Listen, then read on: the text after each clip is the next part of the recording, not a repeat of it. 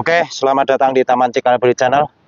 Di sini saya akan menjelaskan yaitu cara memisahkan untuk kaktus kodok kuning atau kaktus kodok mini. Ini ada yang warnanya hijau, ada yang warna abu-abu, ada yang warna putih. Jadi jenisnya banyak, namun untuk tanaman ini biasa untuk kombinasi tata taman, dan tanaman ini tidak bisa tinggi. Ini sebenarnya teknik dan perawatan sama seperti Sansevieria. Namun disebut sini kaktus mini, kaktus kodok kuning atau kaktus kodok mini. Ini seperti ini, ada juga yang hijau. Masukkan dulu media tanam yang gembur.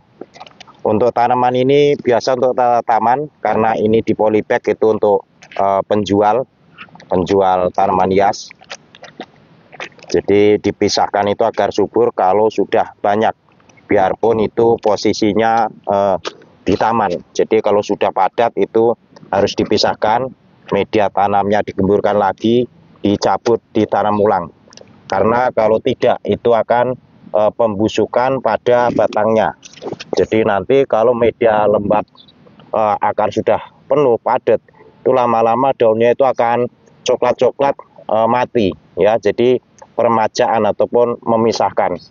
Ini sama seperti ini, karena di sini usia tanamnya sudah lama dan akar ini yang sudah tembus di bawah itu bisa membusuk.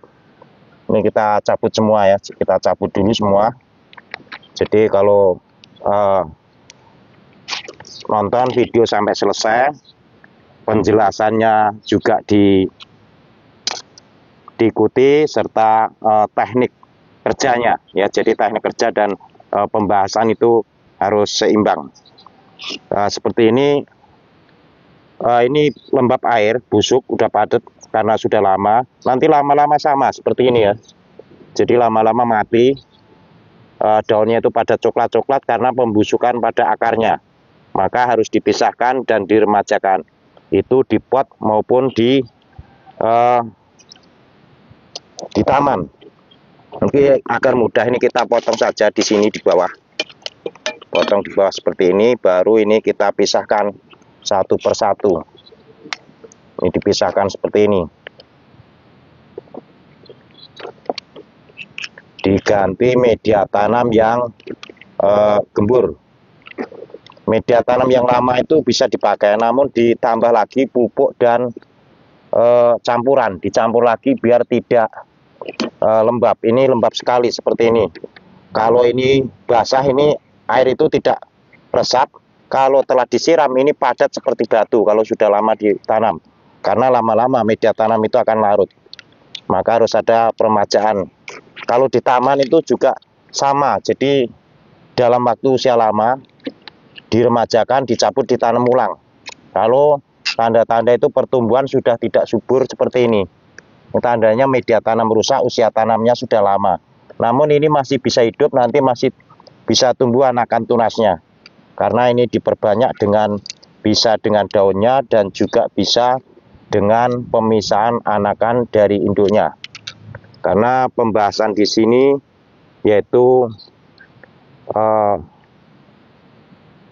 cara kita memisahkan, dan juga karena ini makhluk hidup nanti tidak cukup dengan memisahkan saja, termasuk perawatan di kemudian hari. Ini nanamnya seperti ini, kira-kira ini masuk di bonggol saja, jangan sampai ujungnya ini tertutup media tanam. Ini tanamnya di sini. Ini berlaku di taman maupun di pot. Jadi seandainya di taman itu dalam waktu lama itu harus dicabut, diremajakan. Ini kita tanam seperti ini. Ini bisa juga diperbanyak dengan daunnya. Jadi daun yang tua itu ditancapkan,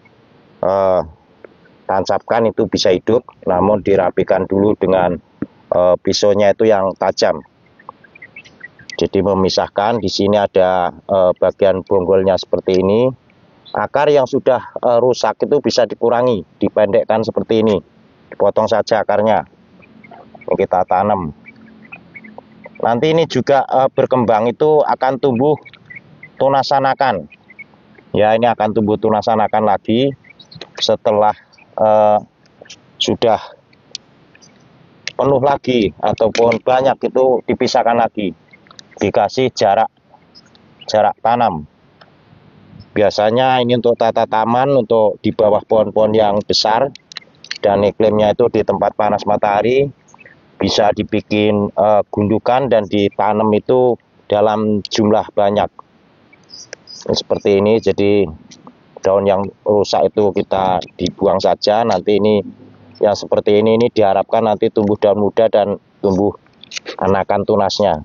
Nanti masih ada anakan tunas, maka bisa ditanam seperti ini. Media tanamnya itu yang gembur saja. Ini media tanam ini saya campuri sekam, tanah gembur, tanah hitam maupun tanah merah itu bisa. Karena kalau di Jakarta dan sekitarnya warna tanahnya itu merah. Kalau di daerah pegunungan untuk pertanian ladang ataupun pada hujan, daerah pegunungan itu ada yang tanah hitam gembur, itu juga bisa subur yang untuk para petani itu yang ditanam. Ini yang kecil seperti ini akibat karena media tanam sudah lembab dan ini bisa busuk lama-lama. Jadi habis ngempos batangnya, itu lama-lama mati. Maka dalam waktu lama untuk tanaman itu jenis tanaman kaktus kodok kuning mini ini diremajakan lagi dalam waktu lama. Kita tentunya melihat fisiknya dan berapa lama usia tanamnya. Jadi merawat tanaman itu, karena tanaman itu adalah makhluk hidup, perawatan itu tidak sama. Perawatan disesuaikan dengan masalahnya masing-masing. Untuk penyakitnya biasanya ini tanaman kaktus kuning, kaktus kodok kuning ini ada kutu di media tanam dan juga keong-keong kecil yang bulat maupun yang panjang itu bisa gigit daun, itu daunnya bisa rusak. Dan juga kalau gigit batangnya, nanti batangnya itu akan busuk, lalu daunnya atas itu akan hancur ataupun membusuk semua. Kalau batangnya sudah kegigit, maka nanti dalam perawatan tinggal dicek fisiknya saja, persoalannya apa karena penyakit atau karena media tanam, dan tentunya untuk iklimnya itu di tempat panas matahari. Untuk penyiraman itu secukupnya saja. Kalau media tanam masih basah itu tidak perlu disiram.